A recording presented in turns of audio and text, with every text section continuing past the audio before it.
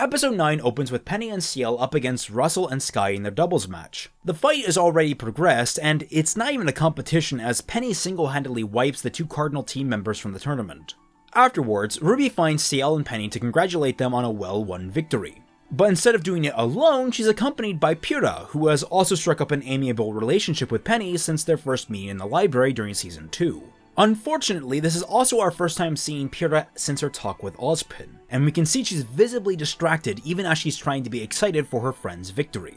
RWBY and Penny discuss the magnet incident under hushed whispers since Pyrrha and CL are both out of the loop about the robot thing, but soon enough that little joke comes to an end and the four are gearing up to part ways. When Pyrrha tries to lay her hand on Penny's shoulder, some poorly chosen words remind her of the shadow hanging over her regarding the maiden, and in her distracted state, Pyrrha accidentally jolts Penny's systems with her ferrokinesis. Penny begins stuttering and suffering movement lag, prompting concern from the other three. Penny is quick to cover it up, giving a confused frown as she deduces that she's feeling, what's the word? Oh yes, sick. I'm feeling sick.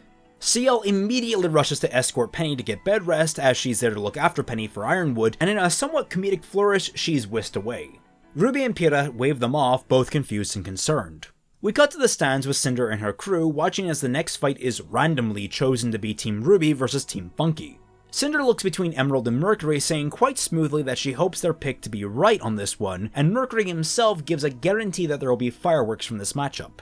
We cut to see Weiss and Yang up against Flint Cole and Neon Cat in the arena, much to Flint and Neon's surprise. Neon is actually more standoffish of the pair at first. As a character, she's typically happy-go-lucky, but sort of like Yang is the mama bear of her team. And, as a consequence, is more vocal about Flint's beef with the Schnees than the more reserved Flint himself is. She takes an almost proxy offense to how the Schnees operate, and is the first to launch into taunts and jibes. Oddly enough, none of her complaints relate to the civil rights violations with Faunus workers, which you'd think would be high on the list for an Atlesian Faunus. But this should go to define Neon's personality more concretely as someone who cares more about small-scale personal events instead of broader social issues.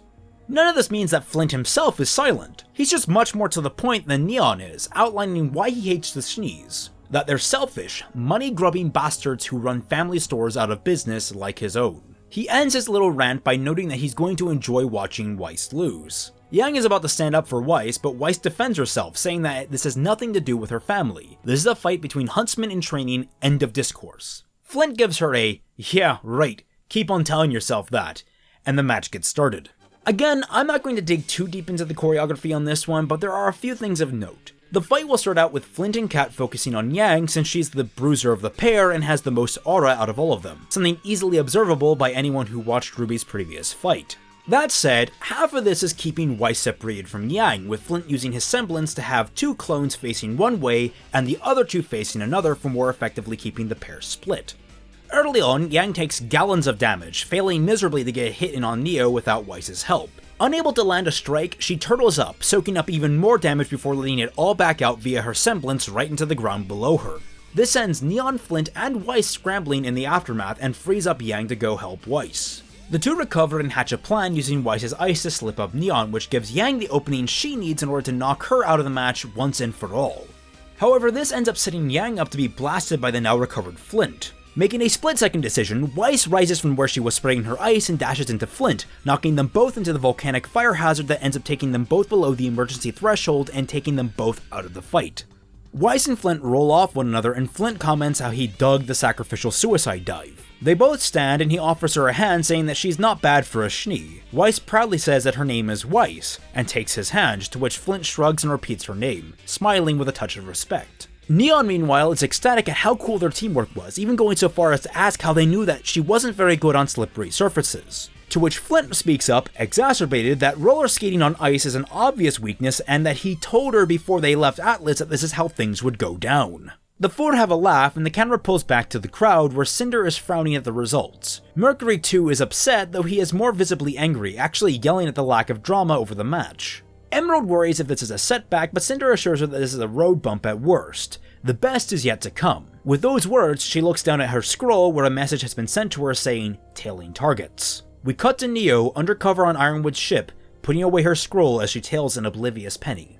We begin episode 10 where the last one left off, with Penny on Ironwood's ship looking to get repaired. This is also the first time we've really gotten to see Penny in a vacuum, away from prying eyes, and we can see that she's actually a little more dour than her typically cheery attitude, especially in the wake of these new malfunctions. The intent is to imply that she's a very lonely girl who only really comes alive around her friends, and in some ways is a mirror to Weiss. On her way to the repair bay, she passes Roman being escorted by guards from another one of Ironwood's interrogation sessions. Roman, whose face is still bruised, makes a snarky remark that sparks a conversation, and Penny tells the soldiers to stop so she can address Roman. She looks at his bruise and says that he deserves worse for hurting her friends, and he laughs at the venomous spirit in her voice. He actually finds her attitude towards him kind of impressive, though he wonders what little Red would say if she heard Penny speaking like that. Penny, innocently, asks if Red wouldn't like it, to which Roman responds with a shrug, "Hell if I know. I'm just curious if she knows her friends can be just as cutthroat as I am." Penny, becoming unnerved by the exchange, instructs the soldiers to take him away. She continues her stroll to the repair bay where she meets a nondescript technician. She explains what happened during the chat with RWBY and Pyrrha, and the tech tells her to get hooked up in the system so he can get a look at things. As they do this, he laments the break-in at the CCT, as moving to Ironwood's ship has slowed down both updating and the technician's workflow dramatically. But he's overall okay with it if it means keeping Penny safe for her father's sake. However, while the tech is talking, Neo slips into the room via an air vent and plugs her scroll into one of the room's open sockets, starting an upload of a virus into both the room's equipment and Penny. From there we jump to the next doubles match from the tournament, with Pyrrha and Nora combating Gwen and Octavia from Team Indigo. The fight is fairly even-handed, but the longer it drags on, Nora becomes visibly more distressed, with words from conversations across all 3 seasons playing in her head. In specific, the quotes are centered around Pyrrha's presupposed greatness, especially in moments where Nora herself was overshadowed. At the tail end of these voices, a few younger ones that we've not heard before, are taunting Nora and telling her she'll never measure up to anything. It's these voices in specific that cause Nora to snap and kick her fighting up several notches, going from a stalemate against Octavia to actively pushing both Octavia and Gwen back.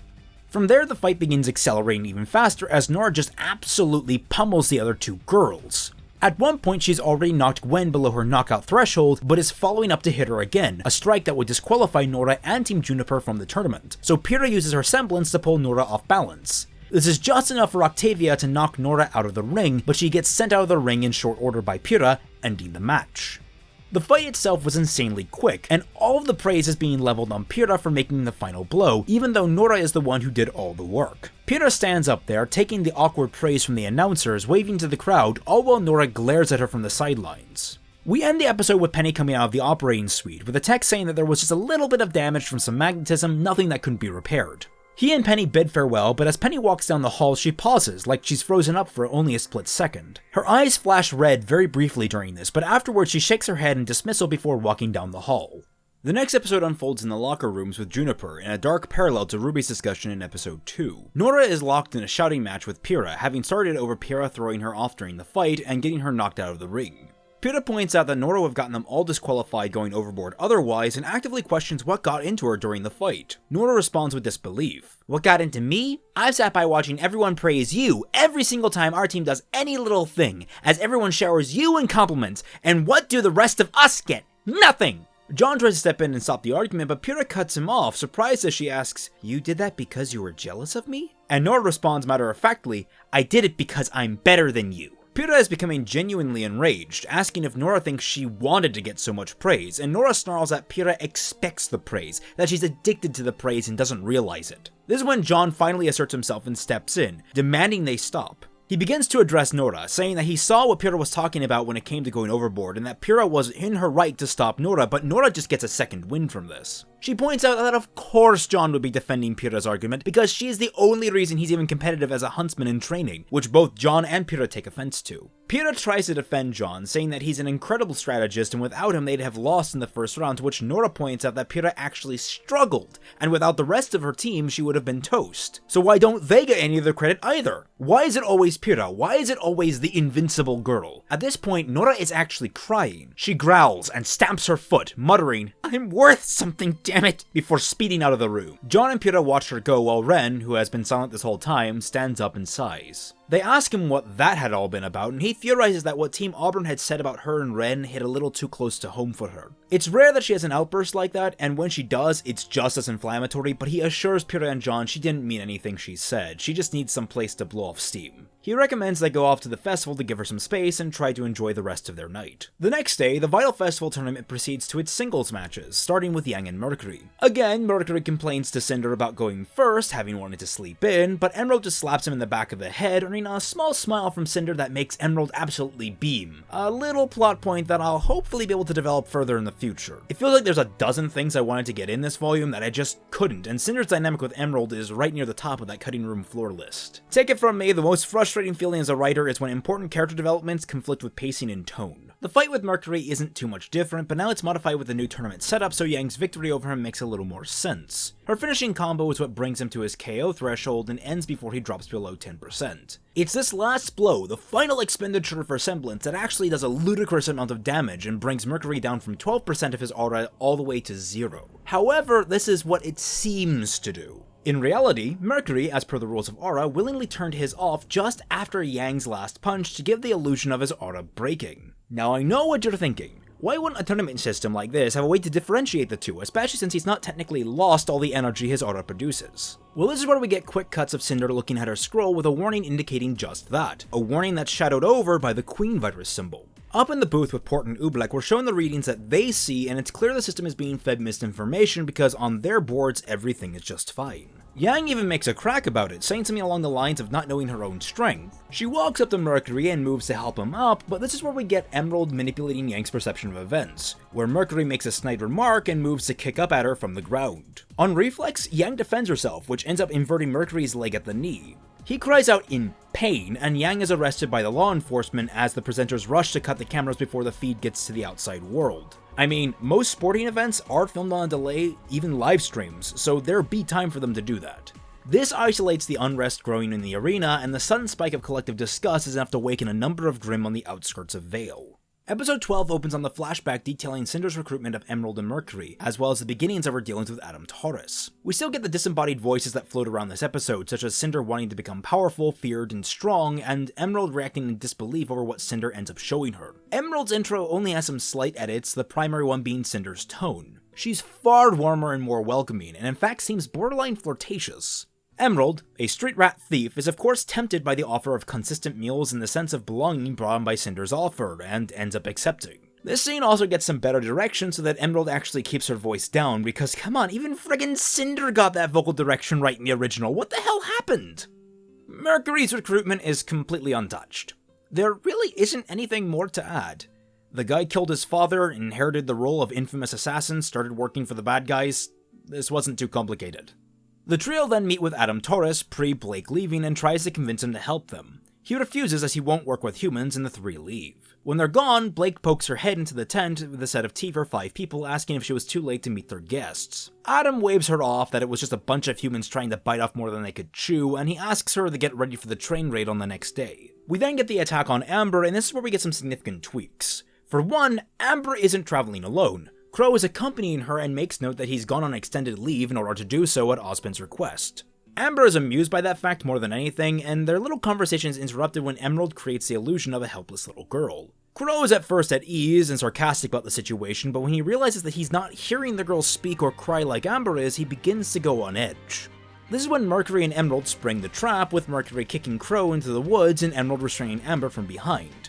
The child illusion drops, revealing Cinder with a blurry face. She rushes up and uses the insect glove on Amber, which starts to drain the full maiden power and gives Cinder her back tattoo. Crow manages to rush in from the woods, only seeing blurry faces of their attackers because Emerald never dropped using her semblance and her line of sight on him was never completely broken. He severs a connection and Amber falls to the ground disoriented. Crow gets to her, and with her last vestiges of strength, she sends the trio flying with a massive gust of wind, showing a single powerful burst of maiden magic before falling into the coma from the strain. Crow lifts her and flees into the woods, escaping. We jump back to the White Fang encampment where Adam is enraged over Blake leaving during the train mission and is struggling to focus on planning his next attack, earning somewhat verbal sympathy from the lieutenant as well as some doubt over his leadership capabilities. This is where Cinder shows up a second time and repeats her offer to have him join her. He hesitates and thinks about the deal for a moment, but ultimately he agrees to the plan and cuts the map of Vale he has on his tent wall in half with his sword. We jump to the present and we have two Atlassian medical officers picking up Mercury on a stretcher. In reality, only one of these officers is really a medic, as the other one has been replaced by Neo in disguise, and the remaining one has had their observations skewed by Emerald. The two take Mercury to an ambulance airship that's waiting for them, piloted by Cinder. The only actual medic is killed, and Cinder says that the fake documents are in place for Mercury's quote-unquote hospital stay. They arrive at their undisclosed hiding spot when we get Mercury's synthetic leg reveal as he repairs the damage done to him by Yang. Cinder also mentions that her next article as Ash Autumn has just gone live, and we get a glimpse of the news on the nearby TV that people are outraged at Beacon and Ozpin over the incident.